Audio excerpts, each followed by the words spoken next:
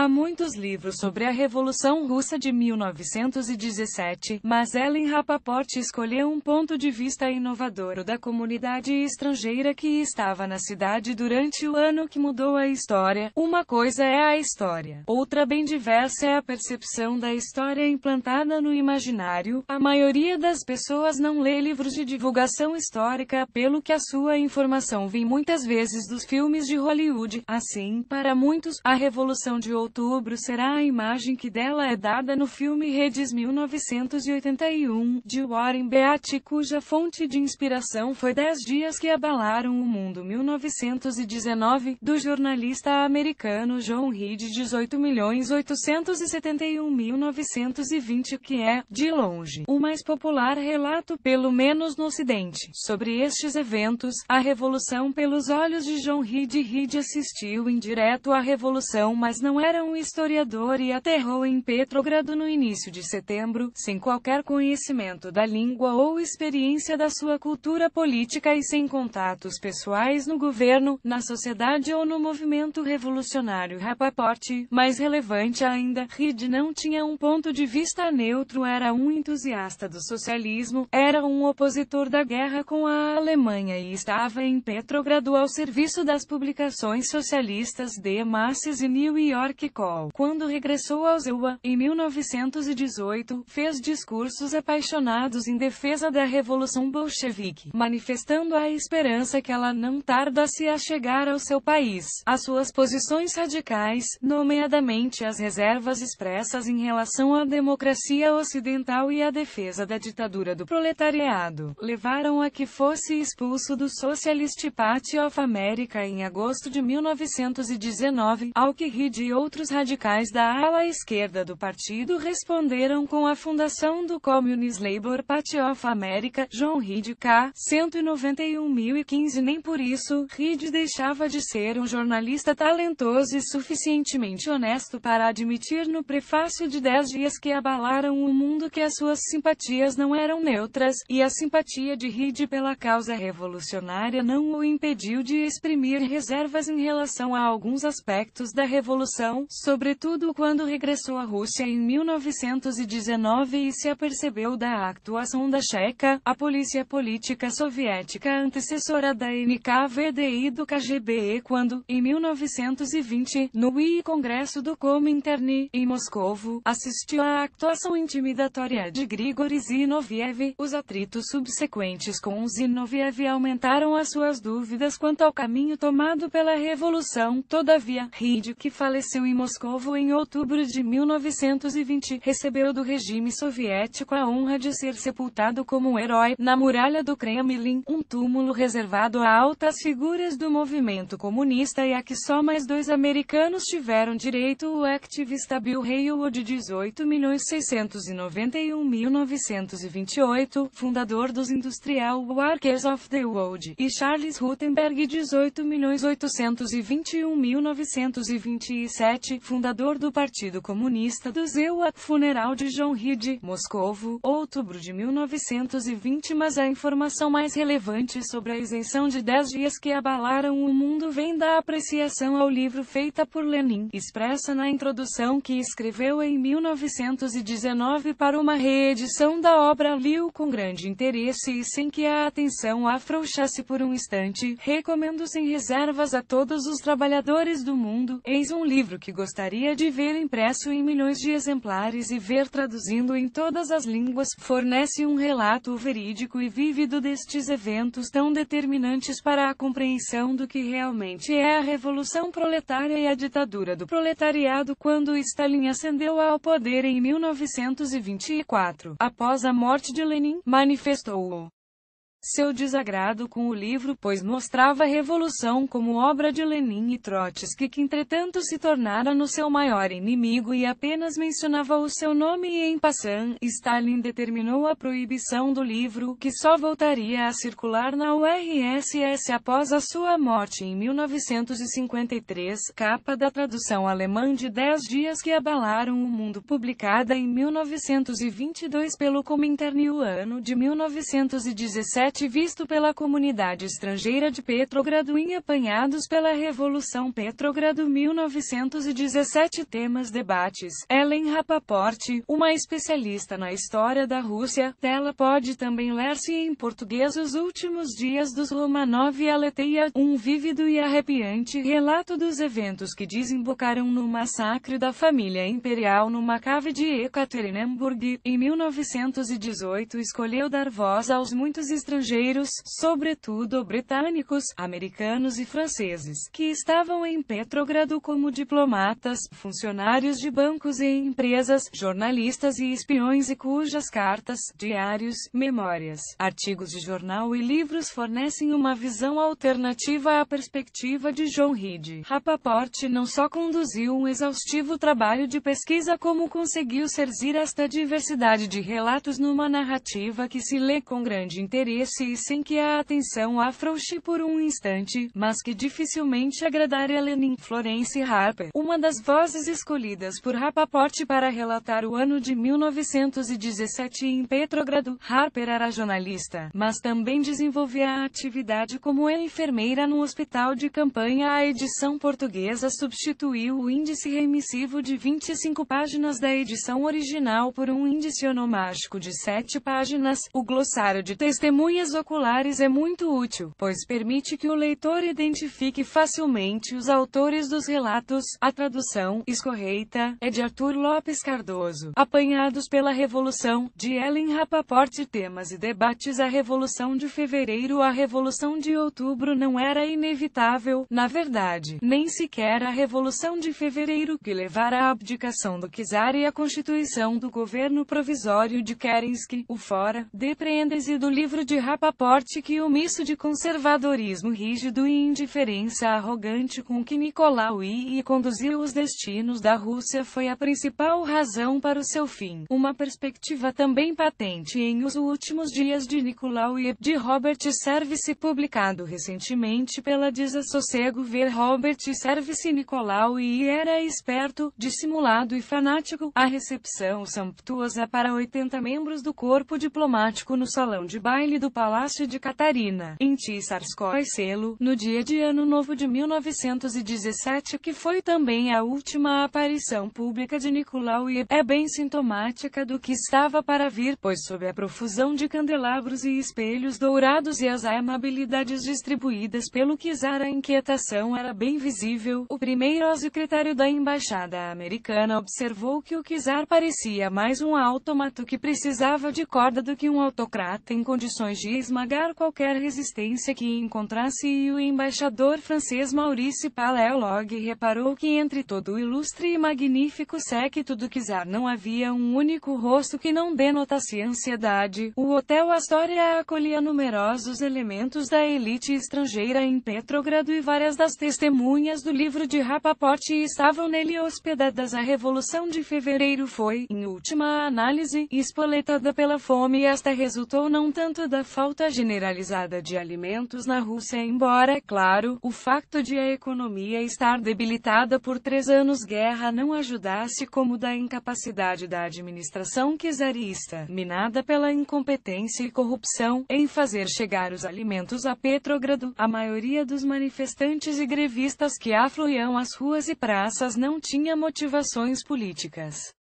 E gritava: dai-nos pão e voltaremos para os nossos postos e trabalharemos. Os socialistas captaram bem o sentimento popular quando fizeram imprimir panfletos em que se lia: nós pedimos pão, distas-nos chumbo. Manifestação Petrogrado, fevereiro de 1917. Mas enquanto as greves se multiplicavam e a agitação nas ruas crescia, o czar continuava aliado no quartel-general do exército russo, em Mogilev, a 800 quilômetros de Petrogrado. Embora não fosse um estratega e a sua presença ali fosse meramente simbólica, ao mesmo tempo que a czarina lhe descrevia por carta os tumultos como um movimento de desordeiros, rapazes e raparigas que andam a correr pelas ruas, a gritar que não tem pão, só para excitar a população. A população não tinha efetivamente pão e alguns dos residentes estrangeiros chegaram a contratar criadas extra cuja única função era irem para as longas filas filas para a aquisição de bens e outros produtos de primeira necessidade. No meio desta penúria, os teatros, os salões de baile e as festas da aristocracia prosseguiam, tentando dar uma ilusão de normalidade. Quando os acontecimentos começaram a ficar fora de controle, o czar respondeu com mais repressão e o embaixador britânico, Sir George Buchanan, percebeu rapidamente que estratégias draconianas e repressivas não resolveriam nada. Enquanto Maurice Paleolog refletia em 1789, 1830 e 1848, 3 dinastias francesas foram derrubadas porque só se aperceberam demasiado tarde do significado e força do movimento que se opunha a elas. Durante a Revolução de Fevereiro, o Hotel Astoria foi palco de cenas de violência, pois sobre o seu telhado foi instalada uma metralhadora da polícia que disparou sobre os manifestantes. A turba entrou no hotel, fez vários mortos e entregou-se ao saque. Nesta foto do átrio do hotel após a pilhagem, pode ver-se a carpete manchada de sangue. No extremo esquerdo, quando as tropas enviadas para reprimir as manifestações se passaram para o lado dos revoltosos, as autoridades perderam o controle da situação e o ódio à antiga ordem tomou conta das ruas. As lojas e as casas dos ricos e poderosos foram assaltadas e pilhadas e muitos aristocratas foram linchados pela turba ou executados sumariamente. A 14 de março, 1º de março, pelo calendário juliano, o czar viu-se forçado a abdicar. No meio da tragédia, Rapaport deixa lugar para um apontamento hilariante quando a família do conde Vladimir Friedrichs, ministro da corte imperial, solicitou abrigo ao embaixador britânico, após a sua casa ter sido saqueada. Lady Buchanan, a esposa do embaixador, retorquou: não sei por que razão deveria acolher a condessa Friedrichs quando ela não me convidou uma vez sequer para sua casa ou para o seu camarote na ópera. Queima de símbolos czaristas. Petrogrado, 27 de fevereiro de 1917. Euforia revolucionária. Nem todos os estrangeiros se aperceberam do que realmente se passara e alguns deixaram observações de extraordinária candura. Esta tremenda mudança foi forjada sem excessos, sem insultos às mulheres, sem qualquer crueldade. As multidões não são tão barulhentas sequer como as que vemos numas eleições inglesas. A vida normal fora interrompida por pouco mais de um dia. Outros registravam como tinha sido bom viver nestes dias maravilhosos. Após o triunfo inesperadamente rápido da Revolução de Fevereiro e a abdicação do czar, a Rússia tinha de regressar ao trabalho. Mas a igualdade acabada de descobrir tinha, tal como uma bebida forte, subido à cabeça das pessoas,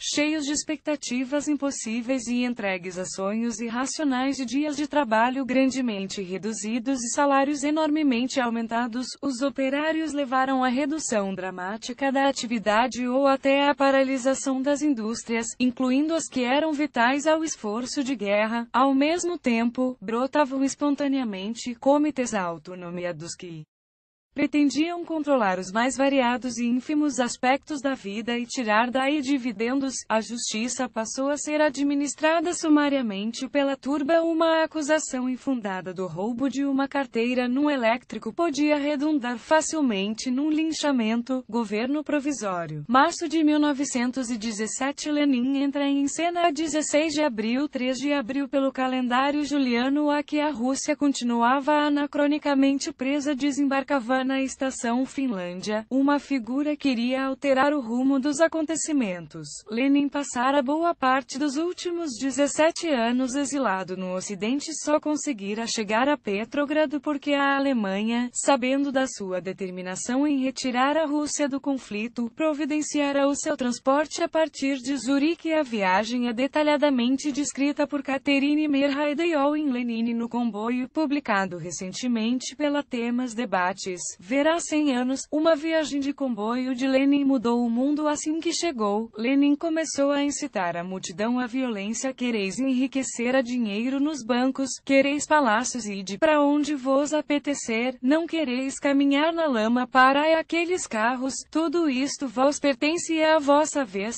Agora estáis no poder. Com discursos como este, é natural que as ruas de Petrogrado passassem a ser percorridas por multidões entoando slogans joviais tais como vamos pilhar, vamos cortar gargantas, vamos estripá-las. Os diplomatas estrangeiros foram lestos em traçar o perfil de Lenin para o embaixador francês. Era uma combinação de sonhador utópico e fanático, profeta e metafísico, cego a qualquer ideia do impossível ou do absurdo, alheio a todos os sentimentos de justiça ou piedade, violento, maquiavélico e louco de vaidade, uma mistura de Savonarola e Marat, Blanc e Bakunin. O jornalista americano Arnold Oshiflero reconheceu rapidamente a eficácia de Lenin. Regressara havia pouco mais de 3 semanas e o efeito das suas atividades podia ser visto em todos os lados e trouxera algo que até então faltara à revolução: violência como a doutrina. O seu principal adversário era Alexander Kerensky, a principal figura do governo provisório e o único elo de ligação entre os deputados de tendência moderada da Duma Parlamento e o Soviete de Petrogrado, do qual era membro. Kerensky, de pé no automóvel, discursa aos soldados. 1917. Ao ouvir Kerensky discursar, a 21 de julho, Jessie Kenney, uma sufragista de passagem por Petrogrado, concluiu: fora um excelente advogado, era um entusiasta, um orador eloquente, mas não tinha o domínio de si mesmo que os outros possuíam. Era perfeitamente óbvio que não era um adversário à altura de Lenin, que, implacável e dominador, passaria impiedosamente por cima de tudo e de todos que se cruzassem no seu caminho. A jornalista Rita Dor tinha opinião similar a Kerensky. Não faltava magnetismo, mas não seria capaz de segurar aquela enorme população russa, desorganizada, rude, turbulenta e ávida pelo cachaço, e forçá-la a ouvir a voz da razão. O governo liderado por Kerensky, junho de 1917 a Revolução de Outubro. Entretanto, o caos continuava a crescer em Petrogrado, apesar dos esforços do governo provisório para restabelecer a ordem. Um americano que vivia em Petrogrado há 18 anos resumia assim a situação em meados de 1917: a pior, a mais miserável, a mais fedorenta de todas as cidades da Europa. As ruas são más, a mão de obra é inútil, não há saneamento, não podemos beber a água. Os quartos estão cheios de percevejos. Um médico americano completava o quadro, descrevendo os russos como um grupo de crianças que, após um longo período de opressão, adquiriam de súbito uma liberdade que se transformou em indisciplina, a ideia suprema do povo de Petrogrado.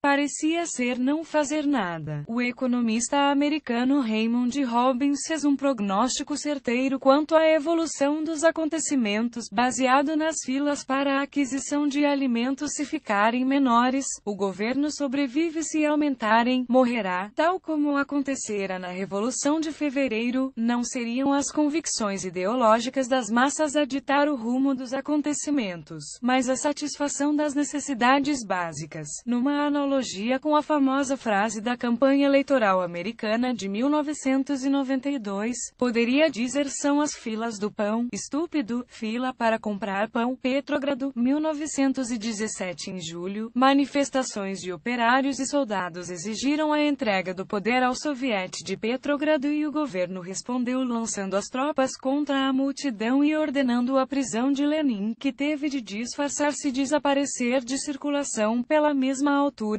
o general Lava Kornilov, comandante supremo do exército russo, decidiu marchar sobre Petrogrado a fim de esmagar definitivamente o soviete, mas a tentativa agora devido aos operários bolcheviques que sabotaram as linhas férreas e os comboios que deveriam conduzir as suas tropas. O incidente veio minar ainda mais a autoridade do governo, devido à posição ambígua assumida por Kerensky durante o episódio Kornilov, dividido entre o seu medo de ajudar um movimento contra-revolucionário e o seu desejo sincero de afirmar a autoridade do governo, como observou lucidamente um conselheiro da Embaixada Britânica. Petrogrado, julho de 1917. Exército dispara sobre manifestação pró-bolchevique enquanto muitos estrangeiros começavam a abandonar a cada vez mais caótica e insalubre Petrogrado. A 19 de agosto chegava o escritor Somerset Maugham, enviado pelos serviços secretos britânicos com a missão de evitar a Revolução Bolchevique. Uma tarefa obviamente bem além das suas capacidades e meios. 18 dias depois chegava John Reed com a sua companheira, a jornalista feminista Louise Bryant. A impressão de Maugham sobre os bolcheviques não podia ser mais diversa da de Reed. Ficou pasmado com a disponibilidade das massas para ouvirem longos discursos proferidos com grande fluência, mas um fervor monótono por oradores que poderíamos ver a discursar no comício do candidato radical num círculo eleitoral do sul de Londres, e com o facto de criaturas tão medíocres estarem a dirigir este vasto império. Quando ouviu Trotsky discursar prometendo libertação da escravatura em relação ao governo capitalista de Kerensky, o instrumento dos imperialistas britânicos e franceses, e asseverando que a Revolução Russa estava a atingir o ponto em que a Revolução Francesa se encontrara quando os jacobinos ergueram a guilhotina, o jornalista Arnold Oshiflero ficou convencido de que haveria uma revolução bolchevique bem-sucedida. Lytton Rogers, funcionário da delegação do National City Bank, também ficou impressionado com Trotsky. O rei dos agitadores podia gerar um tumulto num cemitério e fala com o entusiasmo e a verborreia de um fanático incapaz de acompanhar o fluxo das suas ideias e que não se preocupa com o rigor perante o crescendo da retórica bolchevique. Kerensky mostrava-se cada vez mais incapaz de agir. Para Maugham, ele dava mostras de ter mais medo de fazer a coisa errada do que desejo de fazer a certa. Quando a 7 de novembro, 25 de outubro pelo calendário juliano, os bolcheviques passaram a ação, o governo provisório apenas teve do seu lado os cadetes, miúdos de 15 e 16 anos que foram facilmente eliminados. Em pouco tempo a Rússia ficou, nas palavras do telegrama enviado para Londres pelo embaixador britânico, nas mãos de um pequeno grupo de extremistas, que estão resolvidos a impor a sua vontade ao país por métodos terroristas. O Palácio de Inverno, onde estava instalado o governo provisório nos dias seguintes, o Instituto Smolny,